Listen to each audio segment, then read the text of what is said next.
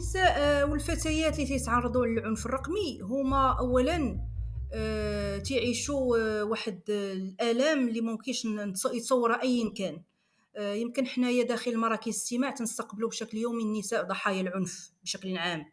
واش تجيك مرا تيتمارس عليها راجلها ما تعطيهاش النفقة ماشي نفسه ديال العنف الرقمي. هو العنف الرقمي هو الآثار ديالو آثار وخيمة، آثار اقتصادية، عندها عليه آثار نفسية، آثار صحية، آثار اجتماعية. وهذا هو اللي خطير فيه، هو أن باش تتعمم صورة ولا فيديو ديال الضحية هو أن المحيط كله تيتخلى عليها، ما تتبقاش داك اللحمة الواحدة، ما تيبقاش داك التآزر وداك التعاون وداك التضامن وداك الحب اللي هم لهداك السيدة ولا داك السيدة، داك الشابة ولا داك المرأة.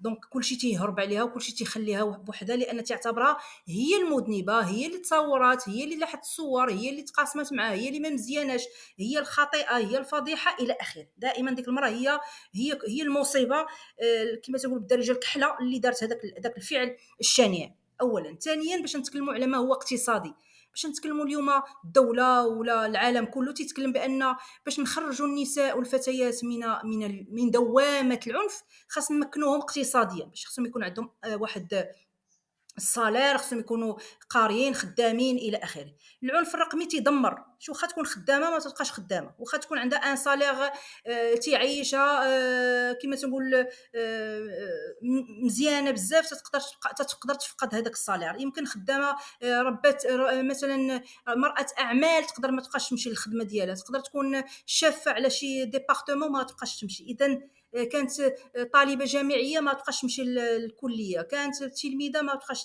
تمشي للمؤسسه، كانت في التكوين المهني تقدر تكون في اي مؤسسه لا تعليميه ولا اقتصاديه الى اخره، انها غتفقدها بشكل كبير. علاش؟ لان ما تقدرش تبقى تهز راسها قدام الاخر، لان بالنسبه لهم انها هي اللي راح تصورها، ولانها هي اللي ما مزياناش، ولانها هي اللي دخلت في ديك العلاقه المشبوهه. بالرغم ان راه هذاك اللي معتدي راه يقدر يكون كما تنقولوا راجلها، ولا يقدر يكون خطيبها، ولا يقدر يكون من احد من الاقارب، ولا كذلك ممكن يكون زميل في العمل اللي استغل الصور ديالها، ولا يقدر يكون شفار سارق سراق، كانت غاده في الشارع وسرق لها الهاتف ديالها وخذ المحتوى ديال التليفون ديالها. ولا كانت مثلا مثلا في واحد كما حنا عندنا واحد الحاله ديال واحد السيده مشات هي لواحد المكان ديال بيع الملابس، تتبدل حوايجها في واحد المكان، تتقيس الحوايج، صورها مول المحل ولا حلا الصور ديالها الى اخره، وبدا يبتز فيها.